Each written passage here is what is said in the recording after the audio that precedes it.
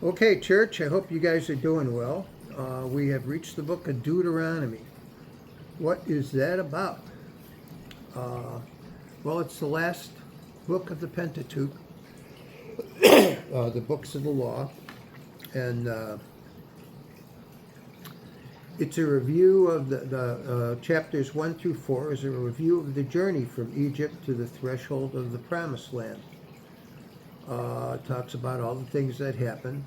5 through 26 restates and explains and expands on the law, including a review of the Ten Commandments. And you'll see this repetition often because the people kept straying. So God over and over and over again had to keep saying, hey, these are my laws. You need to listen to them. This is the deal. Chapters 31 through 34, chapters 27 through 30 is a covenant renewal, blessings and curses. And chapters 31 through 40 is Moses' final instructions, commissioning Joshua as leader, and the death of Moses. So, the most popular verse in Deuteronomy, I know you've been waiting to hear this. Hear, Israel, the Lord our God, the Lord is one. Now, the way this is written, it's got Lord in all caps. And whenever we see that, we know that that is referring to Elohim.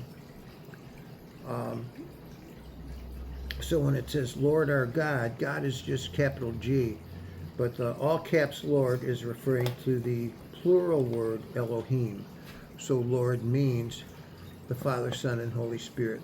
The all caps Lord means Father, Son, and Holy Spirit. It's important you remember that when you go through the Bible. So what's the application of this stuff? Well, it's the dangers of turning away from God and the consequences of disobedience. They're real.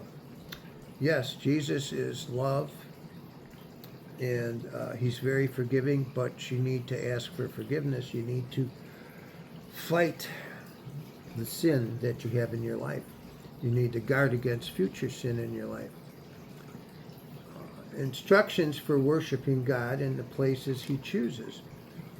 In our case, in modern times, he chooses churches, and he wants us to meet together because he says we are much better together than we are apart.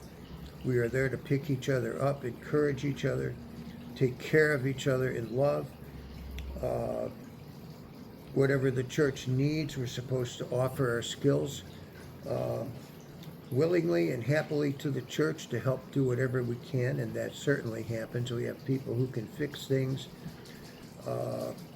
people who are good at organizing. We've got a wonderful crew of people that are working very hard to put up all the wonderful decorations we're going to have for VBS. It is a lot of work. When you see the enormity and commitment of what they've done, what they're doing, you're going to be pretty surprised. And I love the fact that our church is so committed to serving God. They're not looking for applause here. They're not looking for attention. They're just doing God's work, and they want it to be as good a VBS as we could possibly have. And kudos to them. Instructions for worshiping God in the place he chooses is also mentioned that he says, whenever two or more of you are gathered together, I am present. So I still do a court of three with three friends of mine, so we're actually a court of four now. And we spend a half an hour just talking about how things are going, what we need prayer for, and then we spend an hour and a half of Bible time. And we happen to be in 1 Kings. If that's something you might be interested in doing, we go at a very slow pace and completely chew on every word, every sentence that we read. So if you're looking to get through the Bible fast, our group's not for you. But if you want to take it word by word, line by line, that's what we're doing, and you're more than welcome to join us. We're in the hall, fellowship hall, from 1:30 to 3 o'clock. Wednesdays. I'm sorry, 1 o'clock to 3 o'clock. and it's on Wednesdays. Application continues. Call for wholehearted devotion to God in every aspect of life. He doesn't want us to grudgingly say, okay, I'll do that because I'm expected to do that. That's not what he wants. What he wants is, hey, I'm here, and I'd like to do whatever I can to help out with this project. Just point me where I'd be of use. He wants us to selflessly offer our services and our gifts to serve him in any capacity that we are able. There is no unemployment if you're a Christian. Another verse I like is 6:5 in Deuteronomy. Love the Lord your God with all your heart and with all your soul and with all your strength. And again, Lord is all capitalized, which means Elohim. So it's referring to the one God in three persons. And we are to love him, again, with all our heart and with all our soul and with all our strength. And as I mentioned in some previous videos of these books, is if you do that, you're free.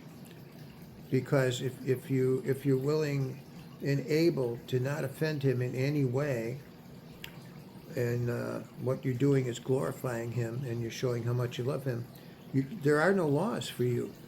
That's the old expression of love God and do what you want. Because there's nothing wrong you can do, because you would do anything to avoid dishonoring God or making him angry. So we will continue on to our Bible books, and I hope you're all doing well, and I'll see you next time. God bless.